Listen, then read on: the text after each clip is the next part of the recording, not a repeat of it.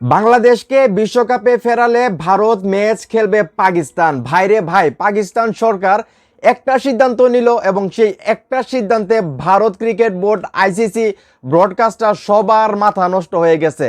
সবাই চোখে সর্ষে ফুল দেখতেছে, অন্ধকার দেখতেছে ভাই।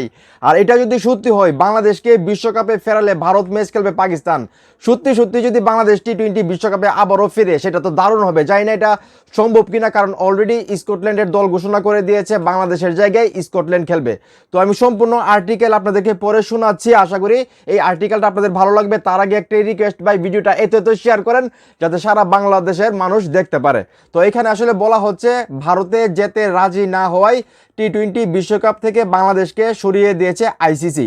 ক্রিকেটের নিয়ন্ত্রক সংস্থার দ্বিচারিতার প্রতিবাদ জানিয়ে বিশ্বকাপ খেললেও ভারত ম্যাচ বয়কটের সিদ্ধান্ত নিয়েছে পাকিস্তান। তাদের এমন সিদ্ধান্তে বড় লোকসানের মুখে পড়তে যাচ্ছে আইসিসি, ব্রডকাস্টার ও বিজ্ঞাপন সংস্থাদের। রশিদ লাতিফ মনে করেন, বাংলাদেশকে বিশ্বকাপে ফেরালে এবং পাকিস্তানকে সম্মান দেওয়া হলেই কেবল তারা ভারত ম্যাচ খেলবেন।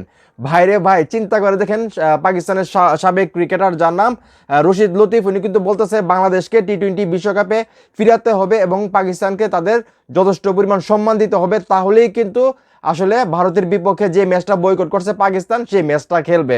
ভাই, পাকিস্তান কিন্তু একটার পর একটা ডাইরেক্ট অ্যাকশন নিতেছে আর কি। তো যাই হোক, এখন এই মুহূর্তে যারা আমার এই ভিডিও দেখতেছেন, এই যে রশিদ লাতিফ যে বললো বাংলাদেশকে ফিরাতে হবে বিশ্বকাপে, এটা কি আসলে সম্ভব? আপনারা কি মনে করেন বাংলাদেশকে কি এখনো ফিরানো যাবে? আর যদি ফিরানো যায়, তাহলে বাংলাদেশের খেলা উচিত কিনা? আপনাদের কি মনে হয় সেটা অবশ্যই কমেন্ট করে জানাবেন। ভিডিওটা ভালো লাগলে অবশ্যই শেয়ার করবেন।